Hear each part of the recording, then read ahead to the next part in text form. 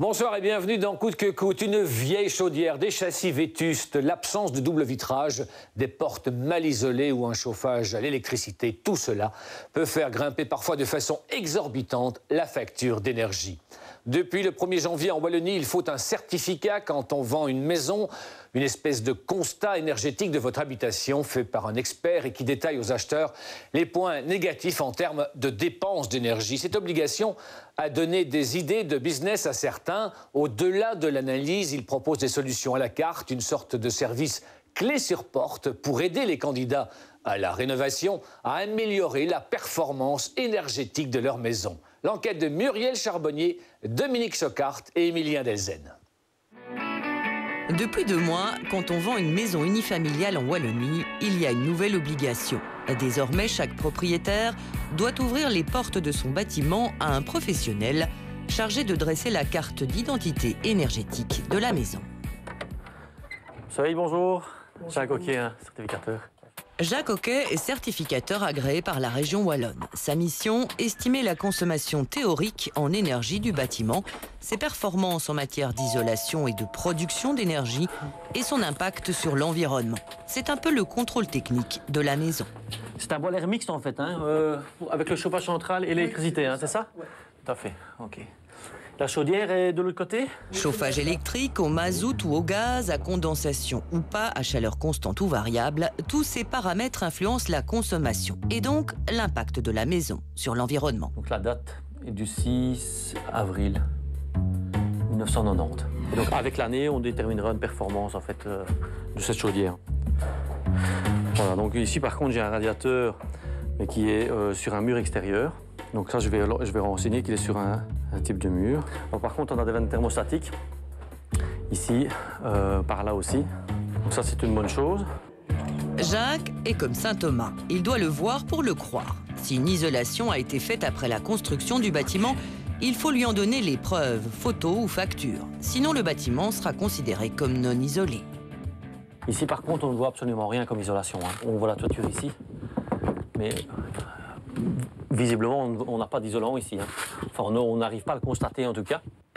À l'extérieur, il examine les types de châssis et mesure les surfaces et les déperditions. Ici pour la largeur du bâtiment. Et moi, je vais aller prendre la mesure de l'autre côté en fait.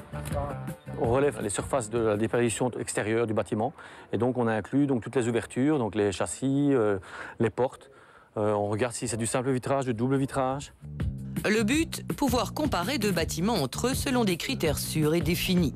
Mais pour beaucoup d'acheteurs et de vendeurs, l'existence de ce certificat est encore méconnue. Ils en découvrent l'obligation par leur agence immobilière ou leur notaire.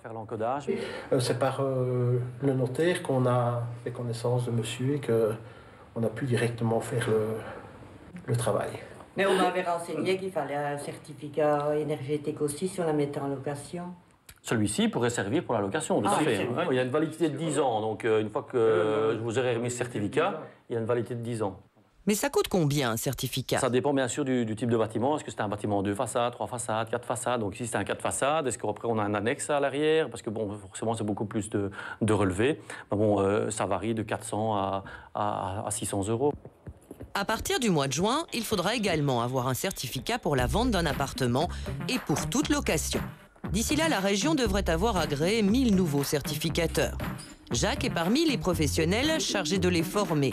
Ingénieur en construction, son expertise dans le domaine énergétique l'a amené à être parmi les premiers à utiliser le logiciel fourni par la région. Dans ce programme, il encode toutes les données recueillies. Et voici à quoi ressemble le résultat. Un classement allant de A à G.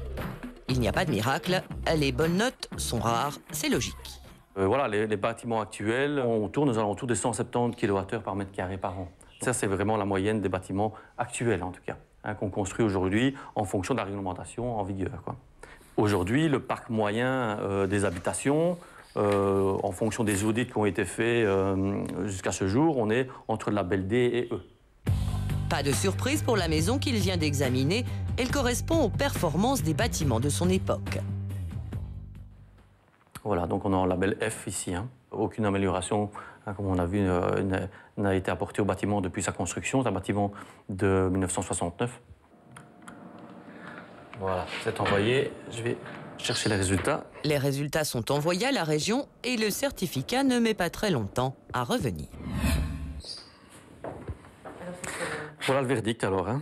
Voilà, donc on est en label F, donc il correspond aux exigences de l'époque. Il est clair que la région aimerait que ce soit un document qui serve aussi, je veux dire, pour éviter d'acheter un chat dans un sac quelque part. On dit voilà, on a deux types de bâtiments identiques avec des labels différents, donc on va peut-être privilégier un bâtiment énergétiquement moins pénalisant, mais ce n'est pas encore le cas aujourd'hui. Donc ce sera un argument parmi tant d'autres. Il est clair que le coup de cœur n'effacera jamais un mauvais label en tout cas.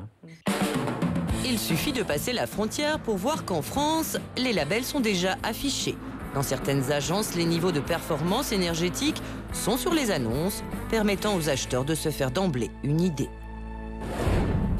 Une vieille chaudière, des châssis vétustes, l'absence de double vitrage, des portes mal isolées ou un chauffage à l'électricité, tout cela peut faire grimper parfois de façon exorbitante la facture d'énergie. Et comme la plupart des experts tablent sur l'augmentation continue du coût de l'énergie, on a donc tout intérêt à ouvrir les yeux en achetant ou à prévoir un budget pour diminuer les déperditions. C'est ce qu'a fait Jean-Marie après avoir acheté cette maison à Bruxelles. Donc ici, vous êtes dans la partie salon salle à manger. Ce que l'on a fait, c'est qu'on a fait remplacer les radiateurs que vous voyez ici et fait changer aussi les fenêtres. Parce qu'au niveau des châssis, on avait des pertes quand il pleuvait ou quand il neigeait. La neige et la pluie passaient sous le châssis. Et côté radiateur, il y avait un inconfort sérieux. Pendant l'hiver, les hivers qu'on a passés qui étaient froids, il faisait 16 degrés ici. Il fallait qu'on fasse un chauffage d'appoint avec la cassette que l'on avait là.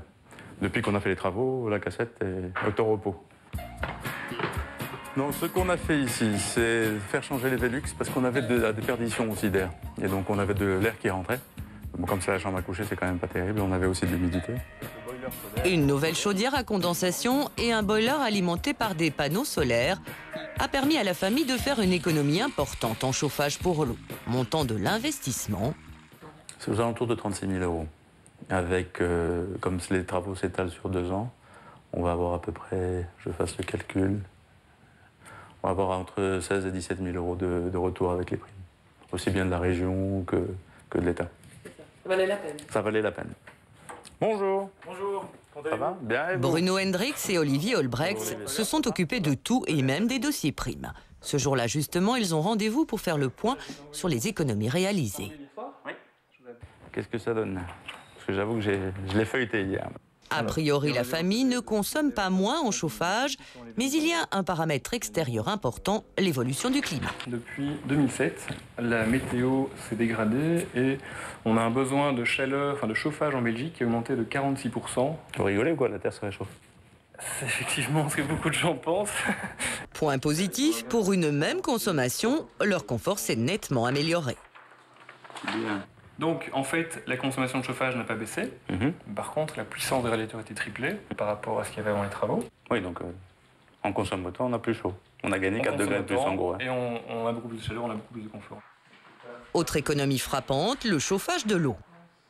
En fait, le chauffe-eau solaire a permis au global de gagner avec la chaudière 76% de la consommation. Ce qui veut dire que quand vous prenez, on va dire 3 douches sur 4 sont chauffées gratuitement. Et cette année devrait lui apporter de nouvelles économies avec la pose de nouveaux châssis.